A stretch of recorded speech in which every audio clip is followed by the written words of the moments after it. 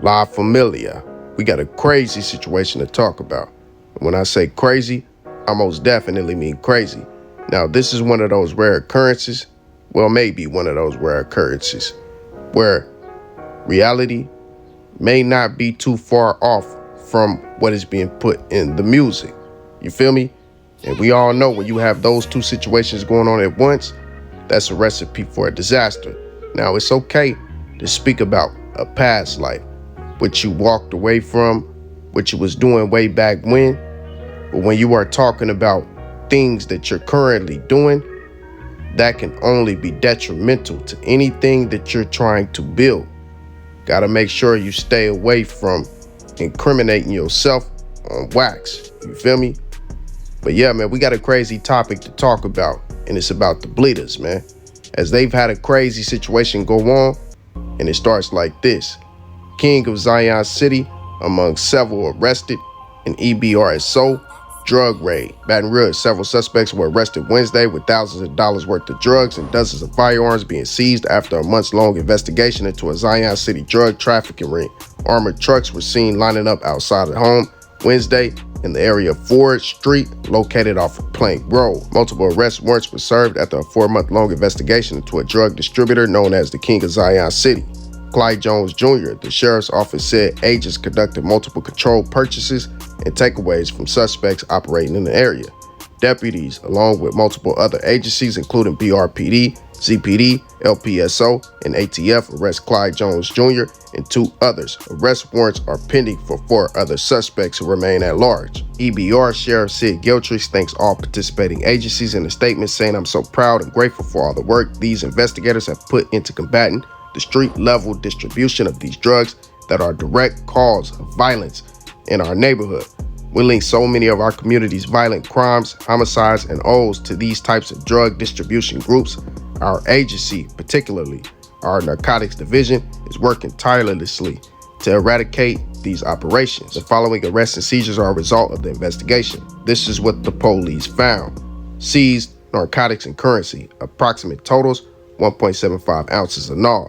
Approximate 490 lethal doses, 11 grams of hard, 1 ounce of powder, a cutie of ice cream, 4 grams of dog food, 109 doses of Yerks, 1 gram of MDMA, 29 Suboxone strips, a half pound of tree, 3.4 pounds of loud, numerous items used to cut, mix, gnaw, $56,000, firearms, Bushmaster 5.56 AR style rifle, stolen from LSP unit in 2017, Delta 5.56 AR short barrel rifle, Serbia AK-47 style pistol, Glock 10mm handgun, Springfield 45 caliber handgun reported stolen through EBRSO, High Point 380 handgun, Jimenez Arms 380 handgun, Glock 45 caliber handgun, Palmetto 5.56 AR style pistol, Taurus 38 special revolver reported stolen through APSO, Taurus G2C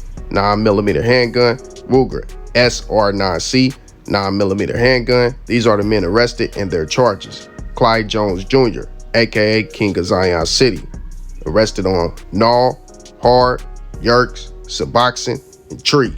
He also has possession of drug paraphernalia, was out on previous bond. Then you have Ramirez Singleton, WAP, distribution of Schedule 1 tree, distribution of Schedule 1 NAW, another NAW, ice cream, soft, tree, oxycodone, MDMA, a stolen firearm, possession of a firearm with narcotics, possession of a firearm by a convicted felon. Now you have Fulton Metric, possession of a stolen firearm, the aforementioned LSP duty rifle. Now you got at large. At large, you have Jarvis White, distribution of Schedule 1 tree, distribution of Schedule 2 hard.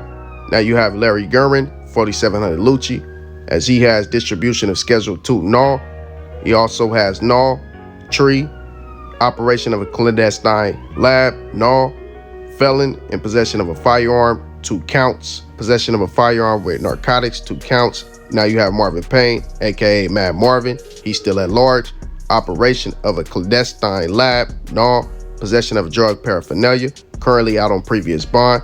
Now you have Matthew Machard at large. He has NAW, ice cream, tree, And also Yerkes in possession of drug paraphernalia. He's currently out on bond as well. So you see, man, they hit them with a lot, man. They stretched everything out pretty much to make it look worse than what it really was. You feel me? And that's pretty much how they get down. Now, this situation gets even uglier when you think about the fact that the majority of these men are out on bond, currently fighting cases. And when you think that can't get any worse, look at the laws being passed right now on NAW. LA lawmakers advance proposal to mandate life sentences for NAW dealers. Thank you. Happening at the Capitol, an effort to crack down on and those who deal it. A bill to toughen state laws cleared the House Tuesday. It is now in the hands of lawmakers on the Senate side. Katie Easter here to take a closer look at what officials are calling the deadliest drug. It's being called the deadliest drug, not just nationally, but here in East Baton Rouge Parish, according to the district attorney's office. Fentanyl is the cause of death in 96% of overdoses so far this year. It's because most people that are dying from an accidental fentanyl overdose, they didn't know that they had that in the first place. According to officials, it only takes a salt-sized grain of fentanyl to kill an adult. If you are 18 to 45, the number one reason why you're going to die is fentanyl. Became the deadliest drug here in EBR in 2019. It was the cause of death in 51% of overdoses. Fast forward to 2023, and it's already the cause of 96% death. When we had the statute on heroin, which was life imprisonment if you dealt any amount of heroin, it ran it out of our state.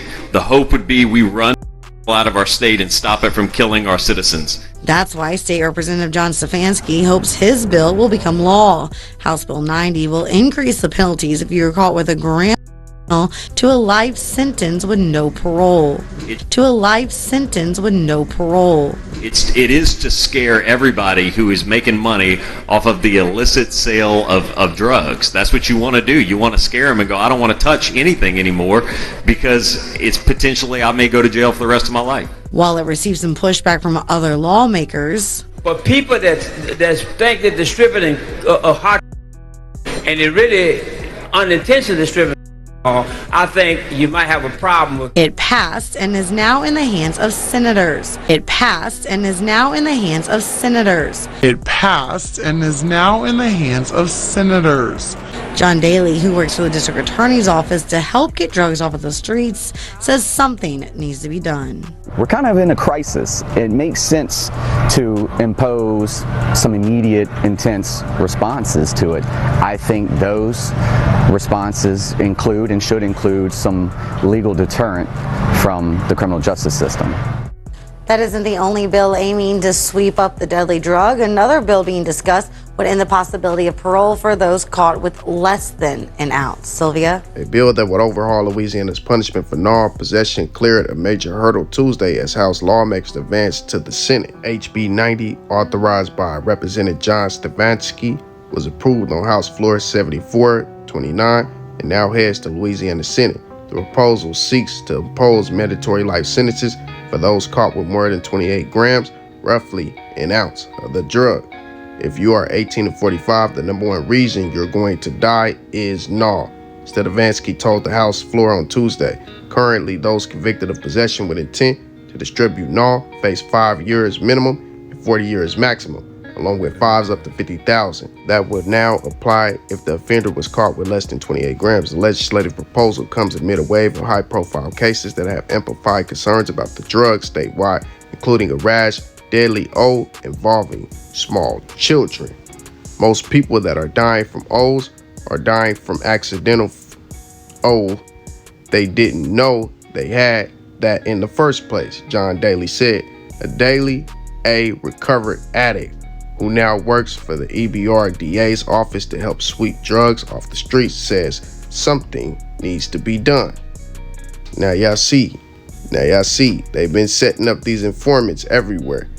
And that could be likely the reason why they got busted and how they got busted. You know, the law's been setting up these sting operations, man. They very smart, man. They ain't stupid, man. They know how to get what they looking for.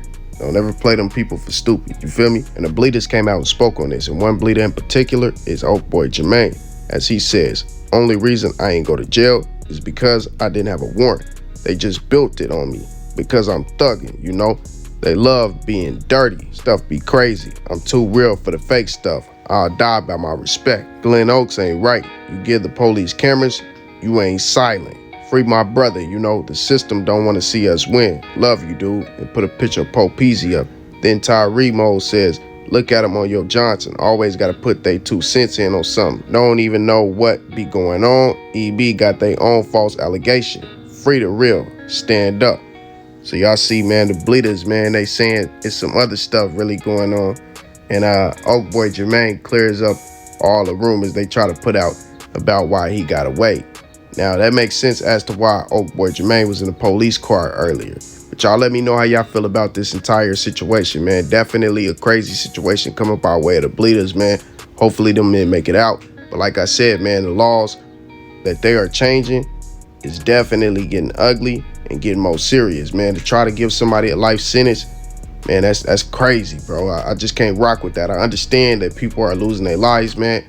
But that's harsh, though. You know, to give somebody life without parole, man, that's crazy. But on another tip, with another man who went away for drugs as well, and eventually it came out that he ratted in that man Ralo. Well, his name gets mentioned once again as Huncho Yolo, Tech's partner, shares a video of Mickey Guns going in on that man for snitching. And I'm gonna leave y'all on this tip, man. Y'all let me know how y'all feel about this entire video. Make sure you like, comment, and subscribe.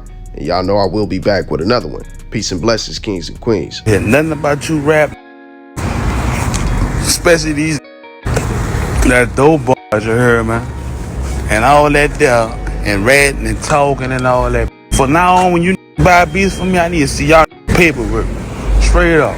If you in the streets and you come buy beats from me now, I need to see y'all paperwork, bro.